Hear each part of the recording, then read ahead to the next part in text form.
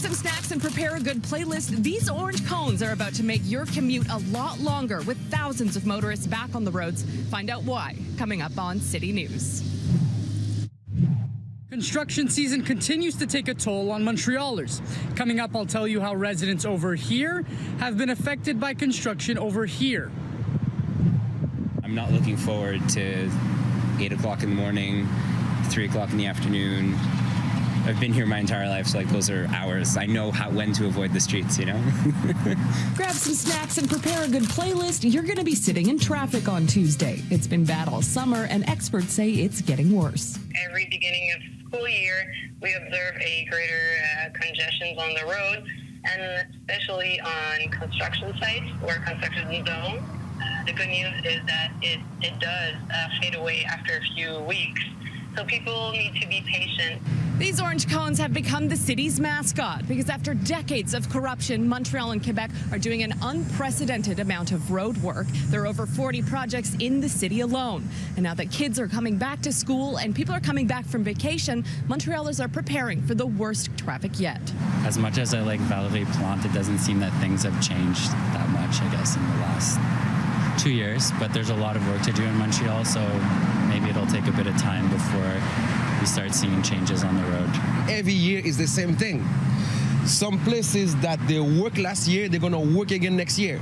It makes no sense. But now with all the traffic that's being rerouted, it's insane. Starting Tuesday, the configuration of Major Artery 15 North changes at the Turcotte interchange. A new section of the interchange will be open to motorists heading north on the 15 and to the 20 west, which should be more user-friendly. But the lane reductions causing traffic at rush hour will still be in place, and traffic experts warn it's going to get worse before it gets better. In Montreal, Emily Campbell, City News.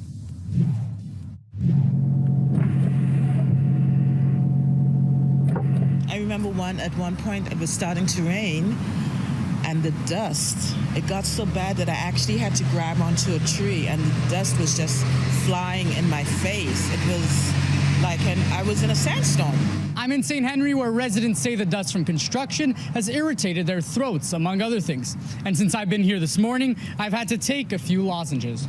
I'm actually training for a marathon, so I've seen the past few weeks that the amount of dust that gets spread out by the cars, especially on Notre Saint-Jacques, is,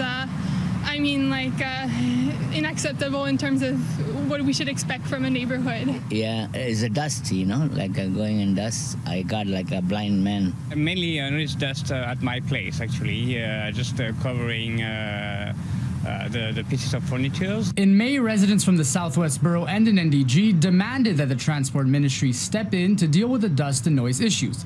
But residents say nothing has changed. Transport Quebec declined our request for an interview and said that they were not able to comment on the matter. But they did tell City News in August that work was progressing well in the Turcotte and that it is more than 60% complete. Bucco has been living in St. Henry for 5 years. Over the last year, just breathing outside her home has been difficult. I suffer from asthma, and so it's been very difficult for me. There were times when, I would have to walk around with a mask outside. And residents aren't optimistic that work will be completed soon. God forbid, Montreal's construction is famous for, oops, we made a mistake, we have to do more work on it. In Montreal, Giordano Ciscuti, City News. A young child is in hospital after falling out a window of a building on Pine Avenue.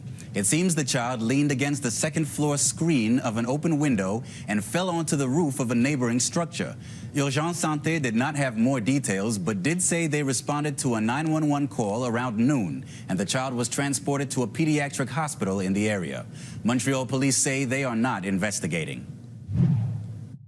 We're counting down to, yes, another round of NAFTA talks after Donald Trump had some tough things to say about Canada over the weekend. Tonight, we're hearing from the president of Canada's largest private sector union. He's weighing in and why he says sometimes you got to call somebody's bluff. To the campaign trail now, and the leaders were crisscrossing the province. Jean-François Lisée in the Gaspé region today. The Parti Québécois would raise Quebec's minimum wage to $15 per hour if elected. Starting wages would be raised gradually from $12 per hour. Quebec Solidaire is also on board with the raise, and PQ leader Jean-François Lisée is promising a plan to create group insurance for the self-employed.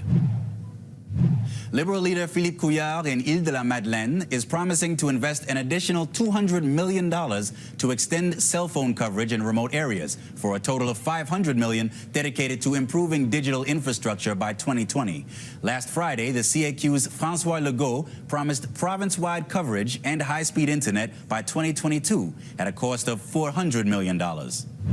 Christian Dubé, Senior Vice President of Quebec's Caisse de dépôt et placement, is leaving his position and returning to politics as a candidate for the CAQ.